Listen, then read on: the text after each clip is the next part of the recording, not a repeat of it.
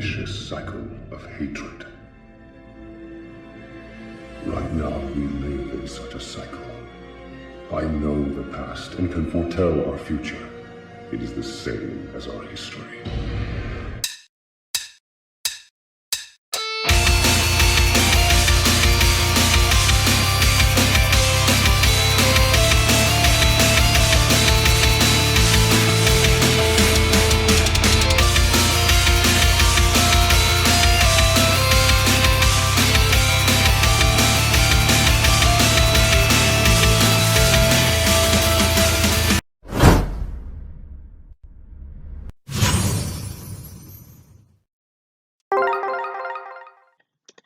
Hello, welcome, ladies and gentlemen, boys and girls, cats and dogs, and every other animal on this planet. My name is Piccolo. Welcome to the Dream Eater podcast, where I talk to all you favorite VTubers, YouTubers, and any other and the like to try to pick their brain and interview them a bit and to have fun with them.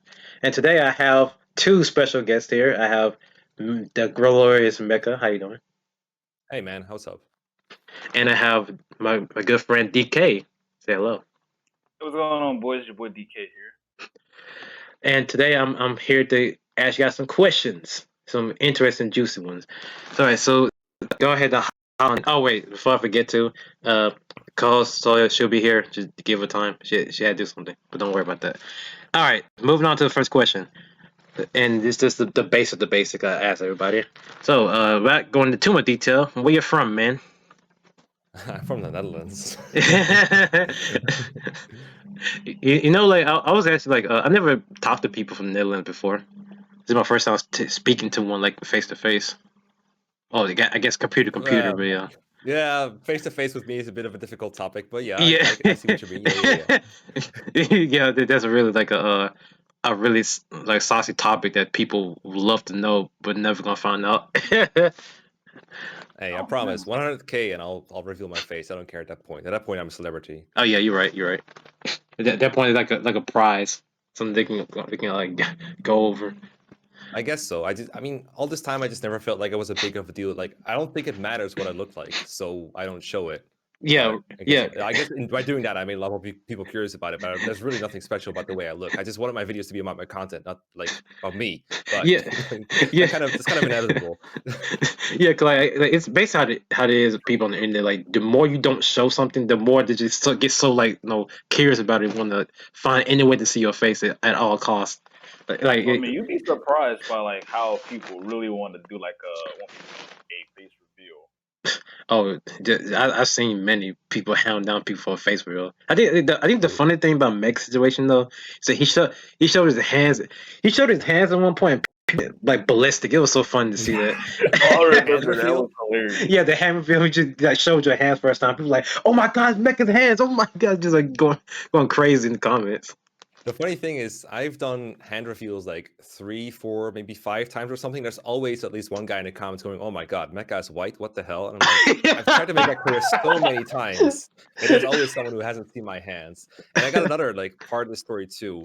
So at one point, I started playing not Pokemon Conquest, Fire Emblem Conquest on an actual 3DS. I didn't have a capture card at the time, so I was like, you know what? I'll just like attach my phone for like a top-down view, and I'll just film my hands playing the 3DS so right. you can watch it. It was super ghetto. And I heard there was actually people out there trying to get my face from the reflection of the 3DS. And the worst part was they were pretty insane for trying that, but I think I'm even more insane for already considering it and making sure my reflection was not invisible in the 3DS to begin with, because I'm just that paranoid. I wouldn't be surprised you are because I didn't think they'd go that far to see your face like that. I was even thinking when I watch your Conquest videos. I didn't watch all of it, but I watched like a majority of it. I didn't expect people to do that. I didn't even know. I'm on the Photoshop. Oh, really? You'd be surprised how much of the face is real. You'd be surprised. Yeah, you do not underestimate humankind. They will do stuff they won't expect to do. DK, where you from, man? Oh, just like Piccolo here. I'm from the United States. Hey, United States babies. Definitely. USA of America. Hey, man, the good old America. Good old America. Right. All right. So, question number 2: what got you into Fire Emblem? Wait, me? Both of you. I Make me go first. Yeah, sure. I'll just remember to go first, I guess, every time, so we don't get Yeah. this confusion every time. Yeah. That's sorry. Yeah, no worries, no worries. I was way too heavily into Pokemon, and a friend was like, "Dude, we need intervention. You need to play different games." So he got me into Fire Emblem, and as a result, I now play 2 games instead of 1, which is very successful intervention by my friend right there. But yeah, he told me to try out Fire Emblem 7, and I played it. I played Limb mode. I was terrible at it. I died a lot of times in Limb mode, and I gave up like somewhere, and then I came back to it eventually, and I just never let go, I guess. Oh, interesting. So you actually like struggled with Lin mode at one point. Oh yeah, dude. I don't know. Limo is the most handheldy thing ever, right? It's like, all right, you want to know how to move to the left? Here, press the left button. Now press it again. Now press it again. Press it again, motherfucker. Like, press it again until you figured out how to press the left button. And Dude, at one point, it's I mean cut you off, but it's so like handhold. Like yeah, at one point in time where I remember playing Limbo. It's like, here, hit this button called the item button. Hit this button to use a vulnerary. It does 10 HP back if you use it. Oh, you just use it? Okay. Now attack this person right here on your left on this exact person. I'm like, oh my god, it's way. like honestly, Jeez. I think what might have been the worst about Limb mode and its handheldiness for me is that it probably didn't teach me how to play. It just taught me how to follow directions, and then when I lost the directions, I got completely fucked over. Right. Like, you know how Florina joins in like one of the first maps along with Will, Mm-hmm. and the game is like, all right, so remember the weapon triangle. And I was like, I don't remember the weapon triangles. You kept telling me what to do, and I never remembered the weapon triangle. But I just put Florina up against a bandit with an axe. I was like, this will work out, right? Like, I mean, Lances beat axes, right? I think like, Florina got like critical hit, dodge, kill the guy, and I was like, oh, so Lances beat axes, gotcha. And that's how I played Lin mode with reverse weapon triangle, because I didn't pay attention to the numbers at all, and that's how people died many times. I would. It's crazy. Like I guess back in like in those days when Lin mode was Lin mode, I guess, and they started going through like tutorial, they didn't really. As you say, it didn't really teach you how to play Fire Emblem. It just taught you how to do this and then not do this, and congratulations, you did a job. Now go into Eluin mode and just start getting people killed. 'Cause you don't know exactly what to do next. It's like you don't know about terrain bonuses or weapon triangle, weapon uses, and none of that. They didn't tell you that at all. So Limo's kind of like it's not really a good tutorial. Let's say it's just basically some to waste your time for like a good. Let's say how long is Limbo mode actually? Like It's 10 chapters that are numbered, and then prologue, and then there's a guiding chapter in there. So it should be 12 chapters. yes. Actually, I didn't wait. Limbo has a guiding chapter. Yeah, 7X. If you beat the one with the shaman boss where you get Lucius and Niels, if you beat it within 15 turns, you get a guiding chapter. But Really? most new players probably won't get it. Yeah. Because I only played 7 like 3 times in my lifetime. So I never really got that. I got guiding chapters. I didn't know about that one. That one I didn't know about at all. That's like a surprise to me. But good answer, DK. Oh man, I definitely got a story to tell. Alrighty, so how I got into Fire Emblem is kind of it's kind of a funny one. So I got introduced to Fire Emblem. How I got into it was if any of you guys noticed, since I'm from America, we really didn't get Fire Emblem until like the 2 ones, FE7 and Sacred Stones. Mm-hmm. I didn't play Fire Emblem until the Ambassador program for the Nintendo 3DS. Oh yeah, you. Oh right, Yes. right. I forgot. I first got introduced to Marth and Roy in Super Smash Bros. Melee for the GameCube. Wow, you must be the only one. I first got introduced to Marth and Roy, the 2 characters that were iconic in America for Fire Emblem, but never officially started until Sacred Stones on the Ambassador program for the 3DS, and I ended up playing FE8 for a good minute, and then started going back and playing the other one. Okay, so your first ever Fire Emblem game was in technically Sacred Stones. Yes, it technically was Sacred Stones, but I did play like all of the other ones and tried to get into them, and I will tell you, it was definitely an interesting experience because I've never played a tactical RPG before Fire Emblem, so that was like the first ever tactical RPG I've ever played. Right, right. And ever since then, I've been playing it nonstop. Okay, that's really that's really interesting. Now, so I never expected like you're the first person I ever talked to though who ever play Fire Emblem on the Bastard system, a system that probably nobody never knows about, unless like. Oh, well, the funny thing about this was that I was into anime, but my mom wasn't, so I kind of had to wait until I got older before I had the freedom to pick that sort of stuff because she was not into it. She would watch some of the older shows, but she wasn't into it like I was. So I couldn't really pick Fire Emblem as one of the games because she'll think it's like an anime game. So I had to stick with some of the AAA titles. So never really got to play it until years later. Right, right. Yeah, it's funny how your growth actually influences your choice of video games. Yeah, it's a really interesting experience to see like how like one small thing can make you play something for so long. Like just imagine that. Oh yeah, a lot of the games that I never grew up with were I started playing in high school, and Fire Emblem was one of them. As I said, this was one of my favorite tactical RPGs because it was the first one that got me into it. Okay. Also, hello Soulia. Welcome. Glad you made it. Hello. She's here to help me. So yeah, say Soulia, Mecha Soulia, DK Soulia, Soulia DK. Hey, what's up? Not much, you? I'm living. Oh, same. I lived a final literally an hour ago. Oh man. Well, I have heard about you from a good friend Picaro here. How are you? Oh, well, I am after living that fierce battle, I am now doing okay. So that is all okay. How about you? I feel like I came back from the Vietnam War. Oh. Mood.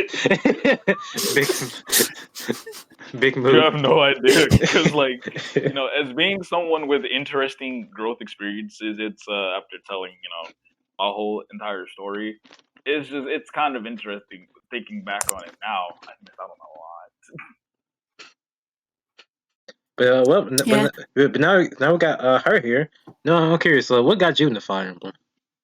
Me? Yeah. How did I get to okay. I think from if my memory serves right, it all started with someone being like, yo, play this game. And I'm like, okay, play this game and stream it now. Okay. And I streamed Fire Emblem 7. And then it evolved. And I enjoyed it. I really liked it. Lynn is my favorite lord. Yes. Come at me. And and then after that fact, I was supposed to do Hector mode. And then my friend was like, same friend, was like, okay, now that you experienced this, now play this. It's something called Fire Emblem Chaos mode. Oh no. He didn't make it. I am very sorry for your loss of interest. Of interest. Just it was just suffering though, but it's okay. Everyone liked my suffering. Except for the friend who recommended it. He hated it, but you reap what you sow. This is what you get. You got content. I mean, it's definitely a lot better than my reaction to what is it? A Maddening Mode Classic on 3 houses one day. Knows about this one. So this one here, after I completed the tutorial level, we got to the mock battle, right? I went to go fight Demetrius Pilot. I got 2-shot in game over. I was like, wait, what? That's so quick. I'll laugh for a solid 30 minutes when that happened. I forgot he can move. I've made the bosses move in Madden mode. Yeah, I have not played 3 Houses yet. I want to. Yeah. Oh yeah. Don't play Maddening. Yeah, don't. Please, Don't unless start with Maddening at the very least. Yeah, Okay. build up to it. Get used to it first, because I told Soulia and I told her about Mecha here. I beat Silver Snow Madden yesterday, and I was so I was very. It took me 4 months. That's quite a miracle. It's Yuri and Ingrid carried me all up to the end, and he killed her. I said, "Oh my god, it's finally over. No more Silver Snow Madness. I'm so happy." Oh my! I was like breathing heavily. Everything. It took all my brain cells. but This man was screaming for joy. cause I saw the cutscene, I'm like, you know what? This cutscene of Rhea falling in like in the blissful moment, I would feel much better if I beat this like 4 months ago. You know. But yeah, not to get off topic. Going up to question number 3, which is for I guess it's mostly for Mecha, but I guess if anyone else want to like talk about it, it's fine too. But number 3, how did you get into playing Fire Emblem at an optimal level, or I guess as the memers would call it, being the elitist, quote unquote? Ooh, I I have some issues with that label, but it's been stuck on me and I can't remove it. So I guess I just roll with it. I mean, I'm not Okay. calling you. I'm just making fun of the label. I understand. I understand. So I guess I'll just like do it from the beginning real quick because it's a fun tale, right? So yeah, Don was doing 0% growth runs at one point, and me and a friend were hanging out on basically what's now called Boomer Discord, aka IRC. And we were like, it would be funny. Like these runs are very impressive, but there's no commentary. So it'd be fun to just like record commentary for this chapter, just us two talking over the gameplay, explaining why what is happening. And we recorded it. And Don saw it and he was like, you know what, that would be interesting to do. Like, let's just do that. So then I started recording with him, and that's kind of how that started. And like some people, I guess, just didn't get the memo that it was just Don playing and I was just there to commentate and that's it. So a lot of people thought of me as like an LTC, even though all I did was commentate the runs. I didn't actually play or anything. I didn't help him with the planning process either. It was all Don doing those runs. All I had to do with yeah, like all I had to do with 0% growth besides that is like I made the first 0% growth like ROM modification, I think. Like at one point I changed Sacred Stones to have 0% growths and played it, and that's I think how Don got the idea of doing that, and it's quite fun. And I don't know, I've done some like brief low turn count challenges myself on my own channel, but they have like 100 views or less. There's a run of FE8 or Sacred Stones that I did where I gave everyone 100% crit, and I tried to LTC that. I did one of those for Shadow Dragon as well, but those are like very minor views. I did like one for FE4, come to think of it. I also did like chapters, individual speed runs where like I show every single Binding Blade chapter and like how can it be clear like the lowest turn count possible. But I would go like all out for every chapter. So it'd be like if you play chapter 15 and then you bleed in like one turn and you reset, you play 15 normally and slowly, and then you play 16 next, you play that in one, you try to beat that in one turn, and you reset again, play 16 normally, and then you play 17. So it's not a continuous run like Don's runs, but it's just like how fast could you clear this if an individual chapter if you played all the way up to that point and try to beat it that quickly. Those kind of challenges, those are the ones I would do. So it was like speed runs. That's what like supposed to be like. Those were all low turn count runs. So okay. You measure how fast you're doing it by the turn counts. And I was playing like quickly. I was trying to match the controls quickly just to try and look impressive, but that was not the goal of the whole thing. The goal of the thing was to beat it in as little turns as possible. Right. Speedrunning is something I've never really done outside of like the draft races I've done, which came much later on my channel. And like I have some association with some speedrunners, but that's like a whole different like section of what I do. I try to keep those two very distinct, but I guess that is kind of how I got the reputation. But if you look at my channel right now, I would say like 90% to 95% of what I do is casual playing just slow as everyone else, if not even slower. I turtle pretty heavily. I go through chapters like super slowly on my Iron Man playthroughs. I did one LTC run recently. I showed off a Blue Lions maddening mode turn count playthrough. But that one was also not made by me. I just commentated it. I literally start every commentary with I'm Mecha, I'm not playing, I'm just commentating. Because someone else sent me that run. They pieced it together from a very impressive recording. They don't have a capture card for the Switch. So they literally just took 30-second clips of that game and played a whole run like that. Like a Chad. Like a true Chad. Yeah, like seriously. And then they put it together and then they sent the movie files to me and I just like, all right, I'll just commentate it. Cool. That's how that went. And that's not my run, but I did commentate it because I do know the principles behind LTCs. Yeah. Okay. So it's other people like sending you videos that kind of gave you that label. Yeah, no, I have big respect to them, man. Like they sent you like a whole string of 30-second clips and like took it all those together into one video.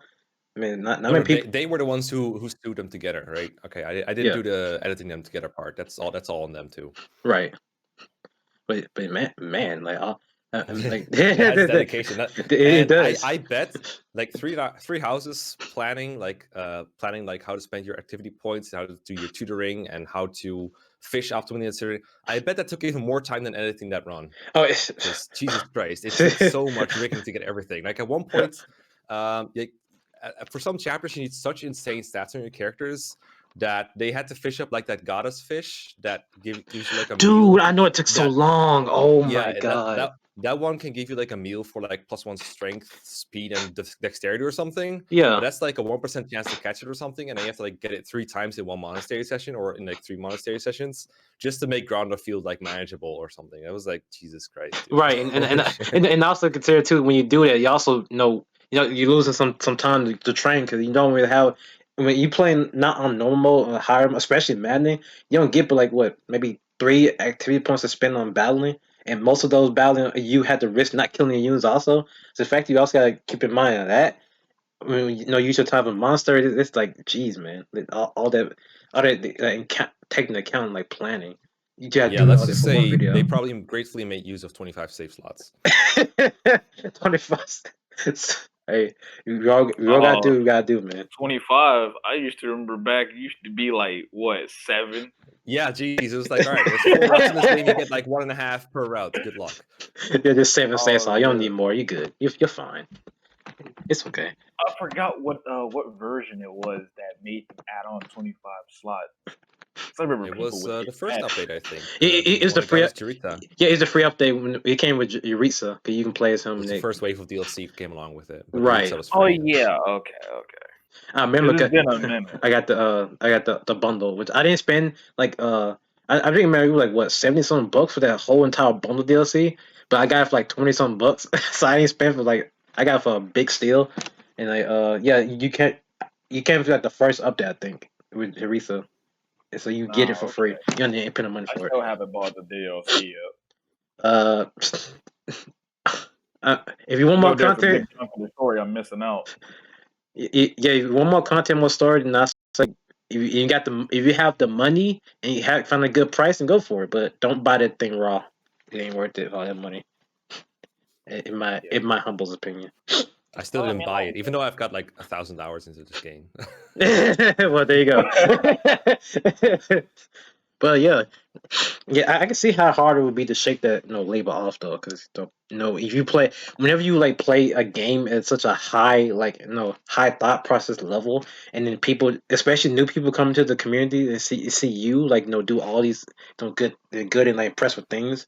It is easy for them to be like, oh my god, Mecha knows everything. He can like probably beat this map in 2 tries. He's almost like Phoenix Max in 1. He can beat maps in a single turn just by like thinking with the biggest brain possible.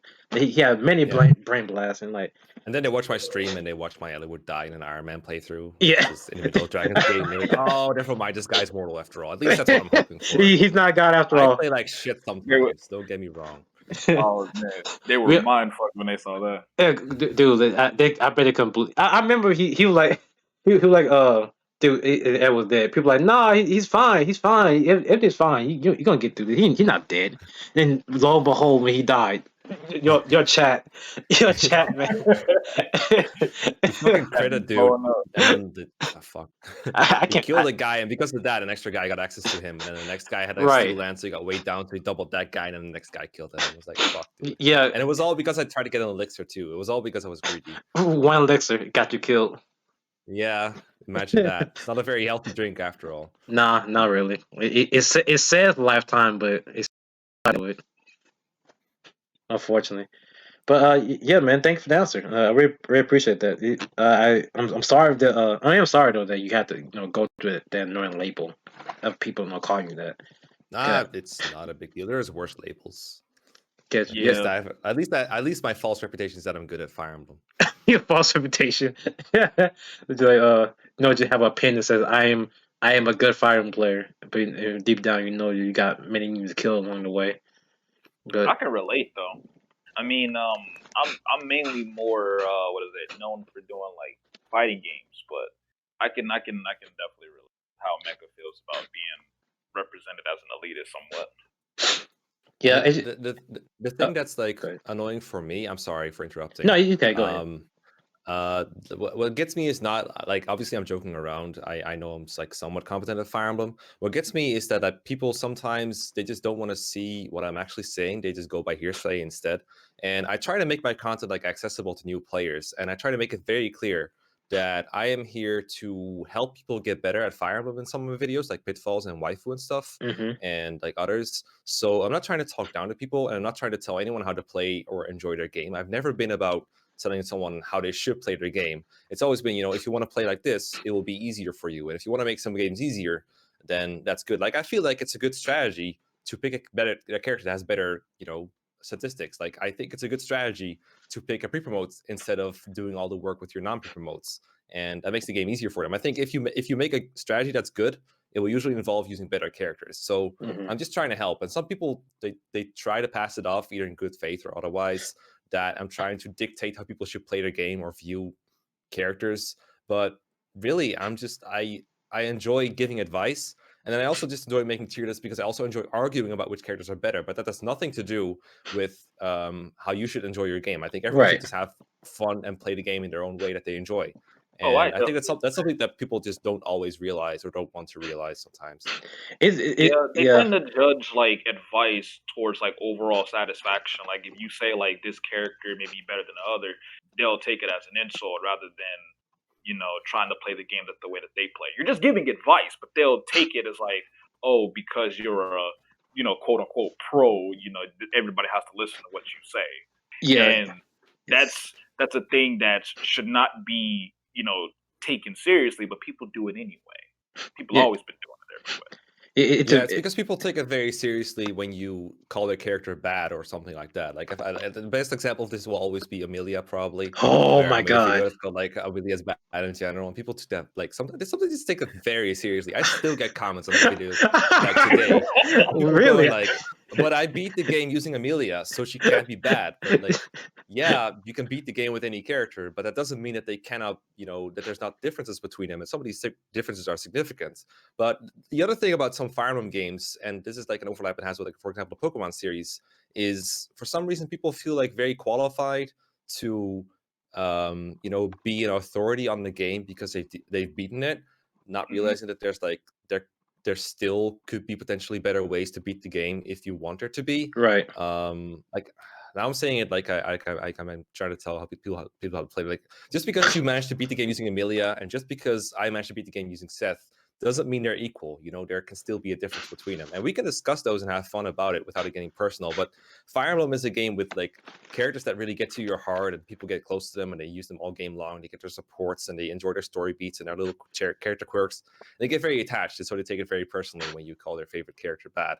And that's why that's part of the reason why I've sort of tried to shift away a little bit from calling them bad and more just calling them like high effort. I made like a guide video a while back on FE7 characters, and instead of like I made it like a tier list like thing, but instead of labeling them like good, middle, bad, I went with something like good, okay, and high effort. And I just put like all the characters that I would normally put in low tier, I put them in like high effort, and said, all right, these characters, I wouldn't recommend training them if you want to have an easy time, but they're still trainable. You can beat the game like in any way you want, including with these characters. And that video was pretty well received, so I'm probably going to try to do it a little bit more that way, just so that people don't get the messages mixed up.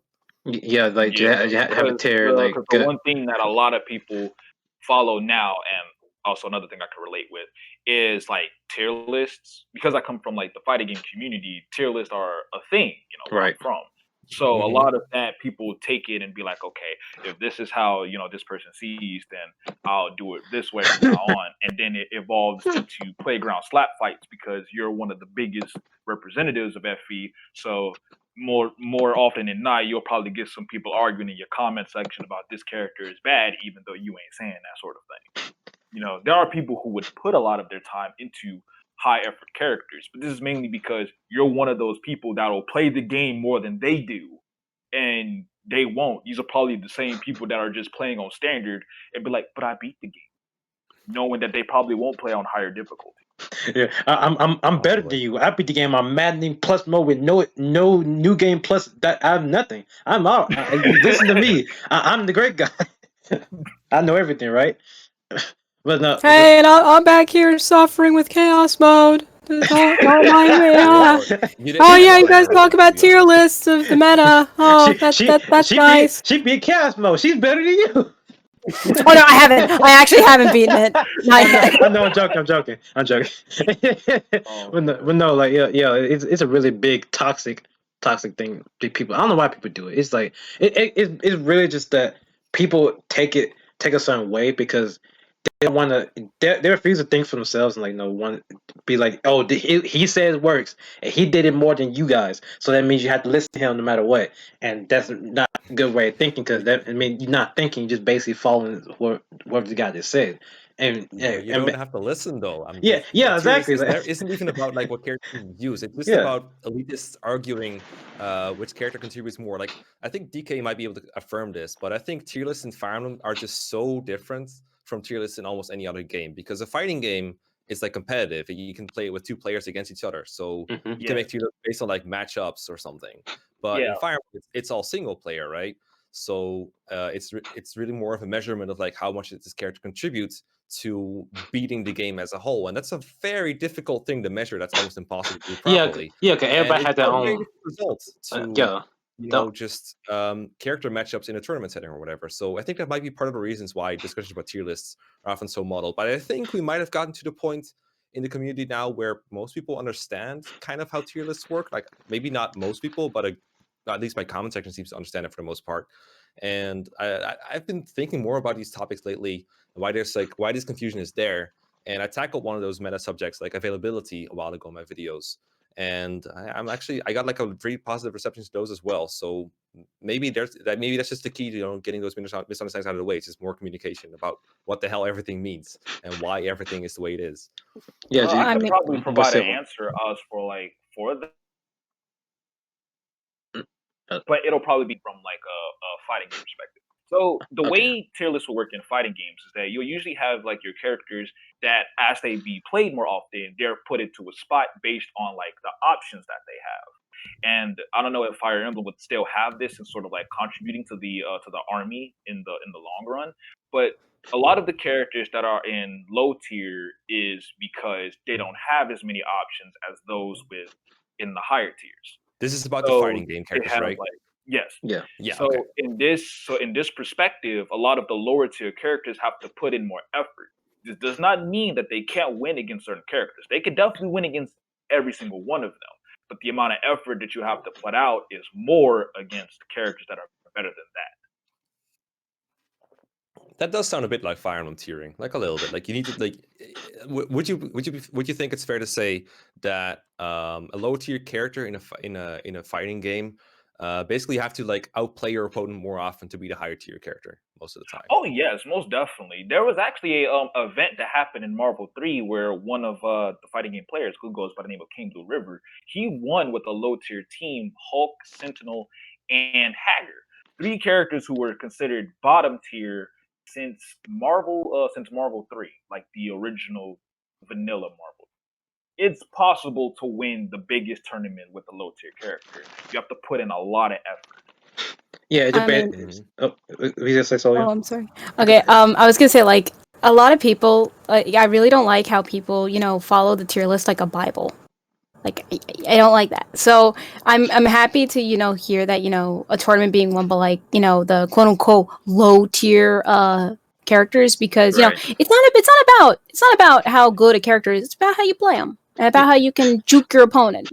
Yeah, cause like the Mhm. worst, you can play the worst character possible, and still win. I like I don't know if I can use Smash Bros in this case, but I play Kirby, who's probably the worst character in Smash Ultimate, but I still can at least like play him in a good optimal way to get good results with him. Is that the character they make characters like this for a reason. Same time, but to make even the meme characters are there for a reason. That reason of being a meme, they're a meme. But low tier characters that don't have that much going on, that's the just that if that reason is that you use them sparingly or you use them like really use them a lot, or you use them at the first part of the game, like Jagans, or you might use training units. Either one, all of them have a reason to be there. So not like they just have no, just a throwing character and just like have you just have no use for them at all. You can still use them. It's just that, as we all said, it all comes down to how you use them and your preference. Because like at the end of the day, nobody can tell you what you can do. It's your game, especially with Fire Emblem. Since it's a single player game, and you control what you do. So it's hard to tell people, no, this is the correct and the absolute way to do this character if you think differently. And there's also go for fighting games as well, because everybody has a different mindset. Nobody thinks the same. I think Yeah. it's mainly because we spend so many hours on these games trying to optimize these characters that when we put them in certain spots, people who don't know how to think for themselves and how to play the game their way, they end up following other people's advice like it's a thing that they have to follow. I think that's probably why when we sit down and think about it, because normally a lot of these arguments wouldn't be the case if they weren't trying to figure out like what would be the best way to play the game. Because they're always trying to figure out the best way, not their way of playing. Yeah. Well, for me, that's like a big part of the confusion. I think is people using a tier list to determine Yeah, who they who's wanna bad, who's use. good. Yeah, but that's the thing though. There's two. I feel like there's two kinds of bad and good, and that's kind of the distinction I try to make in my latest these two videos I was talking about earlier. Like one of them is about which characters are good if we're trying to measure how good they are, and if we're trying to compare them, if we're trying to have fun discussions about unifiability. And that's one where you make a tier list that's mostly just for discussions on paper. And I think what most people are looking for is something like a character guide that can tell them which characters are good for a newer player or someone who's trying to get back into the game or maybe trying to tackle a higher difficulty. Which characters are just good to use. That's a big difference. And I think the biggest difference is in Fire Emblem tier list, we try to measure availability as like a part of it. Like a character that joins very early on and is good for the whole game is going to be better than a character that joins later on and is good for the rest of their availability. And as a result, a character that's like good for a little bit, like let's say Jafar or Athos or Harkon, characters that join late but are pretty solid at fighting, they end up pretty low in tier lists comparatively because they join so late, because we're penalizing them for their like lack of availability, right? Right. But in a character guide, you can put those characters higher up because you're just giving a recommendation. These characters are good. Use them when you can. They're not available early on, but when you do get them, they're good. And that's useful to new players. So I think it's like a big difference that tends to make tier lists very bad for recommendation guides. They're just fun discussion vehicles to me. Yeah. Whereas a character guide that can provide a bit of context and advice in addition to that is much better for that kind of thing. And there's an overlap between those two things. Like obviously someone like Seth from the Sacred Stones is going to be very high on both of those lists, but there's also differences like the one I just outlined where you like someone like Athos ends up much lower on a tier list, but they're very, very high recommendations for the final chapter. If you don't deploy Athos for the final chapter, you're freaking insane. Yeah. Also, you have guys who brain the game actually forces you to. it does, really. Yeah. It He's just comes forced in there. down to Okay. the lack of dedication for games. We love them so much that we'd be willing to put in the hours to give people this advice. Yeah. The people that just follow us, they don't do what is it? They're looking for more guaranteed results rather than personal results. And that's how I usually always evolve in argument, which is why we always say, learn to play your way instead of someone else's way. Yeah, no, Yeah, be civil, please. Like, you don't need to beat each other up or like call each other names or whatever. You don't have to do all that. Of course not. Put the gun down. Put the guns. Yeah, put them down. Put them Exactly. down. Yeah, put the weapons down. Yeah, there you go. It's just an anime girl. Put the gun down. Yeah, just please, just put the picture down. It's just a picture, please. Nothing wrong. But no, speaking of pictures, question number 4: What are you guys' thoughts on the Fire Emblem spinoffs? As aka Fire Emblem Warriors, Fire Emblem Heroes, Fire. Yeah, I knew it. I knew that's the reaction. I knew it. As soon as I said that, I was waiting for him to respond to that. But yeah, Fire Emblem Heroes, Fire Emblem Warriors, Fire Emblem. I guess Fire Emblem, that one pop idol game. Just basically any other Fire Emblem game that's not in the main theme of it. All right, you want me to go first again? Yeah. I'll go first. Okay. okay. Oh, okay. Okay, that's fair. That's fine. Go That's ahead. fine. That's fine. Mecha has been deleting shows. He at least needs to rest. Yeah. Okay, so I will say I did play Fire Emblem Warriors. As someone who's I delved need to into play like it. a lot of genres, it is definitely a game worth playing. It's I do recommend it, but in terms of like a story worthy of Fire Emblem, since Koei Tecmo, the designers behind the Dynasty Warriors series, is the lead developers behind this game, I'm not sure if it'll be worth it. But the gameplay, if you like hack and slash, is definitely worth it, most definitely. For Fire Emblem Heroes, I did give it a try, and I will say I quit after book 1 because it got repetitive afterwards. So I You got usually further than drop. me, my friend. I did give the game a try. I did give it out. I will say that. I could give the game credit where it's due. It definitely feels like a Fire Emblem game. It's just there's just too much grinding. There's too much grinding in the game. Oh my god. I tell you though, you got far in Mecca. I tell you, at least that. I quit after book 1. I was At least thinking you about played book trying to one. get back into it, but what pretty much made me forever run away from it was when my boy Picaro here, he told me that they added futuristic robots and stuff. I was like, wait, what? Yeah, Why? Faye's like, I don't know where Faye going right now. They're going like to so many different. Like, here's the thing. I'm not gonna defend that game. Say that game, like, please play it. It's a really good game. It's a game. Like, I see. Here's the thing.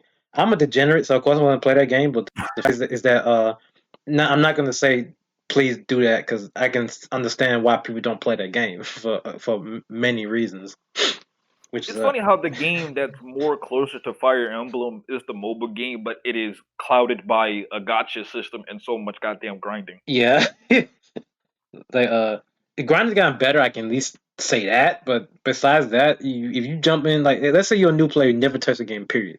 You try to jump in right now, then no, I would say don't do that because it's so all over the place now. Yeah. Now, as for the final one that everybody here probably hates, Tokyo Mirage Sessions, I I hate that will say game. the entire name. Picaro, please. Okay, Fury. so yes, I will say as someone who isn't a who won't discriminate, I will say is Those that odds. Tokyo Mirage Sessions ain't the best game, but at least the gameplay makes up for it. At least I could say that. The gameplay is more than makes up for it. I'd rather buy a game with good gameplay and a bad story than a game with bad gameplay and a bad story. You're right. At least the money would be worth it. It is cringy and it is cheesy. I will say that it is definitely cringy. But if you can learn to put it past it, then at least the money will be worth it. I really appreciate your honesty, DK. Thank you for telling us. I'm glad. No, I'm not being sarcastic. I'm genuinely being like, thank you. All right, Mecca, your turn. All right, I don't know which one of these to tackle first. I guess we'll go with the easier one, which is Warriors. I did a 50K special a while ago where I played every single Fire Emblem game, and Warriors is the one spin-off that I played for that game, just because I wanted to play it again. I put many hours into Warriors before I even had it. A friend of mine bought it, and we played it for so many afternoons together. It was so much fun. And after that, I got kind of bored of it because I played it too much. And then I recently got back into it. I even bought the DLC for it because someone donated for it. I was like, all right, whatever, we'll get Owain Dark in there. That game is so pretty in its cutscenes. It looks really good at some places. I know, Not right? always. There's like it's still the Koei Tecmo factor is still going strong in that one. You can see it in Three Houses too. Some parts of it just like ugly, but at the same time, some parts of it like gorgeous. And I don't know why. I've never been into hack and slash. I've never played any other. I think they're called like Mosu games or whatever. Also, yeah. Yeah, Muso. Yeah, I've never pronounced the word. I just read it. But yeah, it's fun and it's like it's fucking brainless because it's so easy. But I don't know, it's Oh super yeah, fun. it's definitely fun. I do recommend it because I am a fan of Dynasty Warriors. Just be careful though. The breaking point of Dynasty Warriors in every game is a large amount of grind. So once you play through the story for each of the Dynasty Warriors, you really ain't gotta go back and play them anymore unless you just want to grind your characters up to max level. That's like the only thing. Because that's the one thing. Dynasty Warriors 9 so far, because I haven't played, but I did play the demo. That's probably one of the only ones I could recommend going through the game multiple times, but only because every character they go through their own story. So some stories you might be replaying more than once, but you get to play every character up until like their final moments when they die. Quick question. Quick question. I just want to ask this. You can continue. I'm very curious about this. Do you see the supports for Firing Warriors? Do you like if I like the supports? Is that what you're asking? Yeah, I'm just asking. Do you see them or do you like them? Yeah, basically. I've seen some of them. It's been a long while. I know a lot of people like them because they have cross-game interactions in probably a pretty honest way. But I've never been really good at analyzing story or supports in the game, so I can't really give a very good analysis of them. But from what I can see, they're all right. Probably some stinkers in there, but not a big deal. Yeah. I like that they added them at least. It's like Warriors has a lot of voice acting in it, like It does, lot of actually. voice for a game that has such a terrible cliched story with just a bunch of references and nothing else. They put a lot of effort into voicing it. Like holy shit, they put a lot of effort into Like, voicing dude, that game. some voice actors are really good in that game. Like, it's crazy. Like for example, I don't know who voiced Navarre, but he's like really. I love Navarre's English voice stuff. He did a really good job with it. Because I listened to some of his talking in the DLC that came. Yeah, Oh, I just yeah. wish. And I let's just wish take they a didn't quick have to mention. like. I'm sorry to cut everybody off, but let's take a quick mention that Warriors is also the only game where support conversations are fully voiced. Three Houses though. Yeah, no, yeah. Well, I No. could say it was the first game before Three Houses. Oh yeah. Oh yeah. Wait. Did Shadow of Echo? Valentia come before or after Warriors?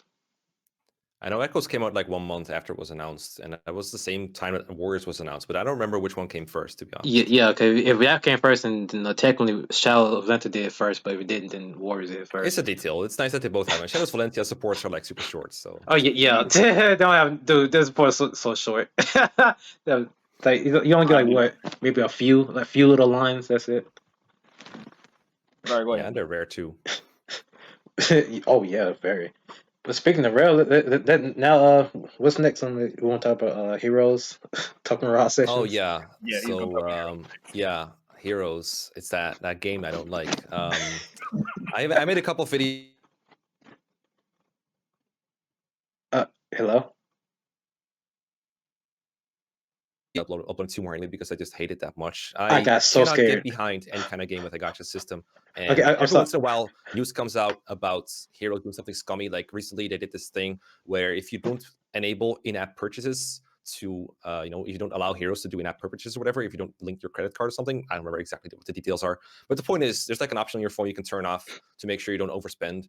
And they were like, all right, if you do that, you cannot do summons, even if you're like having free orbs or whatever. So they're basically saying, all right, we want you to get addicted. It's like they're just plain out saying it out loud. It's like, all right, please get addicted. That's the whole model of the game. And a lot of people just do free to play, and that's fine. But I just think it's scummy for a game to try to trick people into spending for it. Just have a more straight up business model. Like if you convert how much money you spend on orbs, like how much money it takes to buy one character, it's absolutely disgusting. So yeah, I can't. I cannot get behind that kind of shit. I will never play Heroes seriously. I mean, I did it for like April Fools once. that one video. You told me that one video where you literally just like started logging in, and then you like. I remember having you had to log in, and then as soon as you did, it turned to like, what game was it? So that was Thracia, but Yeah. I asked Miasis, who is the person who, by the way, helped translate and make Project Exile, and then thank you. converted it to Lil Manster. Thanks to Miasis for that. And then they were very helpfully. They modified all the characters to be either Reinhardt or some kind of dancer, because I figured that was like the Heroes thing. So they gave everyone like 2 or 1 move or something, and they add like a bunch of dancers, and they gave them like 100% accurate Dime Thunder that had infinite uses, made it 2 range only, all those like hero like stuff, just to make it look like Heroes. And I just turned off the music. I added some like Heroes background music to it, and I said, all right, this is a video now. This is my April Fool's now. I'm gonna fool everybody. Yeah. Also, it's painful to play. for that, it was painful just to log in, just to look at it. It's painful. Definitely, but it was fun to say, "Hey, Reinhardt, I know that guy." Also, I'm sorry about that. I thought my computer froze. Though I was like freaking out for a second. 'Cause I didn't hear you for like a good minute. I'm like, wait, the recording? No, and then it's fine though. It's good. It's still All recording. right, good, good. What's Thank God. left? I said Warriors, And Heroes. Tokyo And Mirage Tokyo Sessions. Mirage Oh Sessions. yeah, I didn't actually play that game, and I feel bad about it because I think one time, a long time ago on a stream, someone actually donated and said, "Okay, use this to play Tokyo Mirage Sessions." It was actually like enough to buy the game with it. Oh I yeah, I still haven't remember done this it, stream. and then I was like, I still haven't gotten it because every time I look at the TMS trailer, I'm just like, this is not for me. This does not appeal to me at all. And I noticed like a lot of people felt because it's just not a Fire Emblem game at all. But I've heard a lot of people say roughly how like DK was describing it. It's like, yeah, it's cheesy, but the gameplay is actually really good. And there's not many people I've heard say the opposite. So I want to give it a try someday, maybe, and just try to deal with the cheese and the cringe or whatever. But Right. it has all the elements of Fire Emblem that I don't like the whole the modern anime like kind of look, and then the Yeah, pop idol, which is not.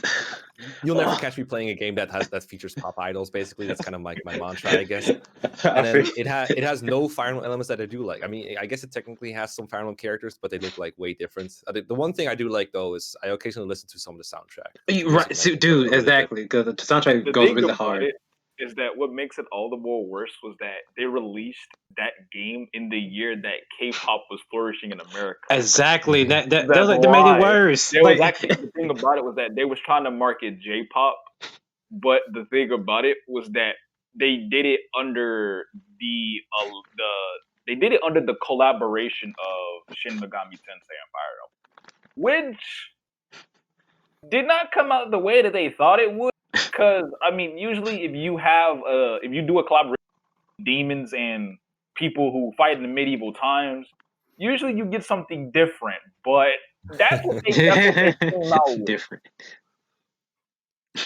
So what Fire Emblem is there in that game anyway? Besides like characters that are named after Fire Emblem characters, what other Fire Emblem stuff is there in there? I guess there are some Let's see. there's some enemies that They are have based off of Fire Emblem. I can guess tell you that he can tell you more. I don't know.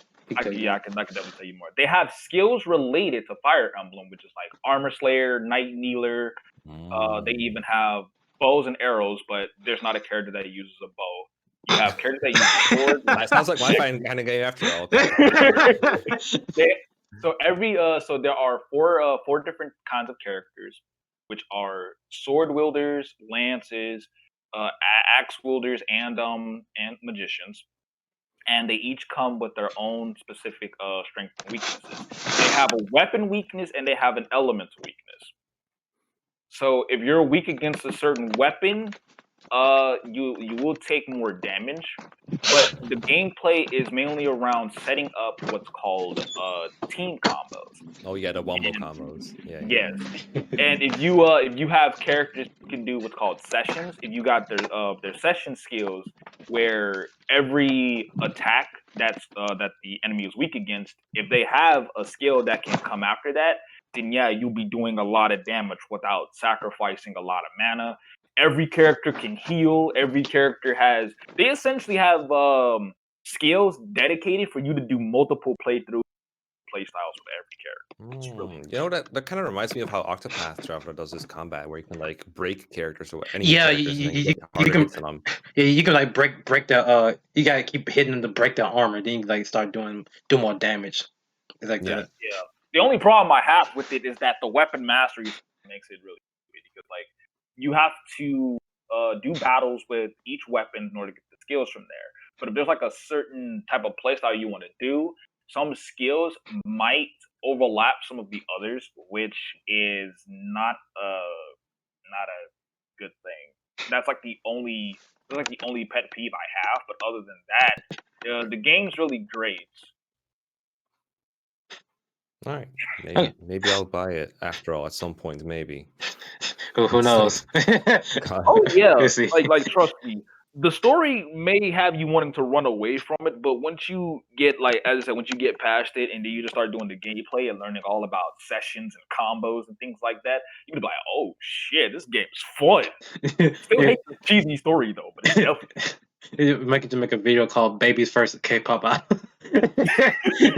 Seriously, you know, I do need an idea for April Fools next year, so at least it can be that, right? Who Yeah. knows? I always see the picture of DANVED in like a K-pop ballerina outfit, just singing. Oh, don't give Rin ideas. Speaking of ideas, question number 5, and this make an exclusive question. So this for you. What would you still do YouTube if I died like it was supposed to back before Awakening came in? Ooh, well, I think I started after Awakening came out. Pretty sure I did. At least that's why I started like doing big videos. I don't remember the exact numbers, but that's a very difficult one. See, the thing is, most of my content is focused on pre-Awakening stuff, so Right. probably, hopefully, okay. The one problem is though that it'd be very hard to justify the time that I put into my channel nowadays if Awakening hadn't like quote unquote saved the series, and if Three Houses hadn't made it like even more bigger and more mainstreamer, Right. because that's how I got a lot of extra subscribers, viewers, etc., and it helped me a lot. So maybe I wouldn't be able to justify putting the time and money into it, but I'm glad it did. So we'll Yeah. probably never know. But I would enjoy Fire Emblem just as much if it had died. So there's that. Yeah, I guess that would still let me make videos. I think people still love it, even if we didn't save the series, as people may say, because like I think that Fire Emblem was more bigger than they initially gave it credit for. It's that it didn't show in the sales, and that's why quote unquote had it killed, because it was doing good until Awakening came and said, "Hey guys, I am here," and saved the entire series. Well, from killing itself. But yeah, I didn't actually know that you started after Awakening came. I thought you started before. That's what I was thinking. I mean, I started playing. I know that I remember that very distinctly. I started playing when Radiant Dawn kind of just came out and people were discovering things about that game. I think like, that's when I kind of got like an online presence in it, or like when I got into like online forums in it. But I don't remember exactly when I started making content for Fire Emblem or when my channels got like bigger or whatever. So Right. I was kind of online when Fates got released, but I kind of didn't play those games when they came out. I know I borrowed Awakening off a friend at one point, but my memory is really fuzzy on when exactly I got into YouTube. I was gonna say, like, a lot of people didn't start doing content until like YouTube in its early days, which is right around the year YouTube. I think 2010. If I remember. No, it was actually 2006. Ooh, People didn't have like good, camera recorders to start. that was ancient YouTube era. Oh yeah, back people before Google brought them out. people recording with a whole potato back then. Just like the little like video camera and like recorders and all this stuff. So my first video on YouTube is from 13 years ago, apparently, so 2007. Ooh, But that's like no voiceover recording or anything. It's just a video of Isadora getting a double crit on Linus with like 3 FPS, so it doesn't really count. Hey man, gotta love that Isadora. A nice PowerPoint presentation as the first video. Yes. Nice. Hey man, it was the golden days back in the day. I'd rather take that. Oh yeah, I'll rather everything was sacred. Yeah, back when YouTube made sense, instead of like now when everything's on fire, and people are screaming bloody murder and everything. But yeah, thank you for the answer, man. And now, question number 6. This is you, DK. This is for you, exclusive question. What drove you to play games and break them down in YouTube videos? Basically, what made you make videos to break them down in a really big analytical way? This actually stemmed from me wanting to be an artist back when I was younger. But I eventually started projecting a lot of that analytical stuff because I am an artist into video games. So I started studying lots about game design and coding and just going around do that. I still look up videos on like how to properly do those, but like what I'll do and how I'll break them down is I'll go and I'll play the games and I'll try to make a guess based on based on the mechanic that I'm talking about. So let's say, for instance, I'll throw out a Fire Emblem Three Houses here since I have more recent memories of that, right? Mhm. Okay, let's say like I'll break down some type of meta, and I'll go with okay. So let's say we'll do a meta like the speed meta, as everybody does. And I'll say like, okay, so we're gonna try to develop a meta in Three Houses. A lot of it is based around having a lot of speed because in maddening, everybody got bloated stats, so you need a fuck ton of speed. So I'm just like, okay, so let's just do like speed +2 and weight -3, and just probably go with some lightweight weapons just to make sure that either they don't double or I will double. And Goddamn picks is then nice. it ended up like going to a point where I'll just mentally take notes. I'll take some notes if I have to, like write them down on a piece of paper, but I'll mentally take notes and say like, okay, I think how the developers, because developers like to unconsciously dictate meta. They really love to. So a lot of the times they'll make some characters bad on purpose for players to work out the effort to see how they're supposed to be better. Because Hi, some of the Meg. times they don't really explain. Yeah, and Nintendo was really bad with this. Well, they'll never they'll always do it through like their growth rates. You know what I'm saying? So having to sit down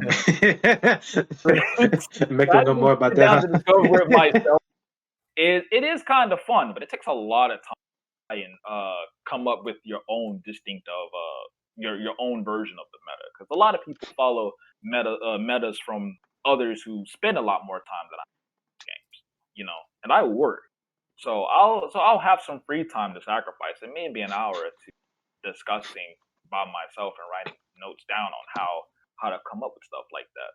Right. You know, but I'll always have a foundation. You know, I'll always start from other people, like how would they do it, and build on that foundation into my own little meta. Okay. So right now, I can officially say I'm the only person that would come up with my own kind of meta, building from others. But I don't know how many people would think. I know there's a lot because one person creates it all. But hearing it from other people, I haven't heard it yet. Well, give it time. You might hear more. Don't worry. It will Yeah. happen. That's how most games work. But thank you for your answer, man. Appreciate it. And well, you want to hear something funny, guys? I was going to ask you the next question, but we actually answered that a long time ago. One of the questions. Amazing. I was going to ask about how you feel about people forcing their way to play a game instead of simply recommending it. But we already talked about this question by accident. I think the answer is pretty obvious anyway. Yeah. Yeah. I didn't expect it to actually go off on that, but no, I'm happy because like we actually it's something that people need to know more in a way. Cause I think that people is not really aware of how badly it is that it's that people might be acting like they're brainwashed to play a certain way just because like God said it on the internet. It's a really really bad way of thinking, and not a lot of people are aware. So I'm glad. I'm still glad we Well, it's talked all about it. because people make videos first like that. A lot of people always say, "Oh, this guy knows a lot about this stuff. I think I'll believe him." You know, it's not because like a lot of people do this for ill intentions. It's No, that of course a lot not. of I people just mean make like it out of context. people don't realize what they're doing. Is that this is all I'm gonna say? Hashtag okay, I believe you. Yeah, I think I believe you. I believe so. But yeah. Yeah. Well, I guess now I can ask this in a way. This is the best I ask everybody this at the end of the podcast. Did y'all like them podcast? And if y'all did, would you mind being on another episode? I wouldn't mind rejoining. Huh. Doesn't seem like a bad time. Oh, most definitely for me. This was definitely. It's terrible. 0 out of 10. We need to redo this. Oh, it's disgusting. Would not It's do again. terrible.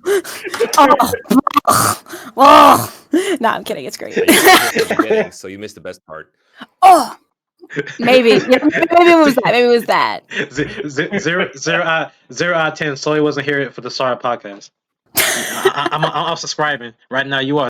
Mm. Mm.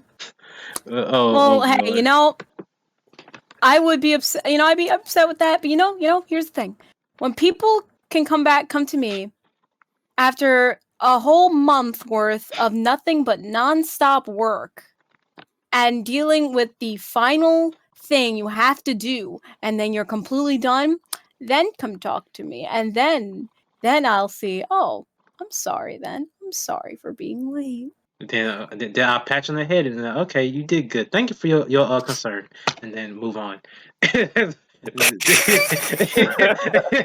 I mean, Here's your cookie. Good job. Anyways, thank you for pointing out the obvious. Appreciate it.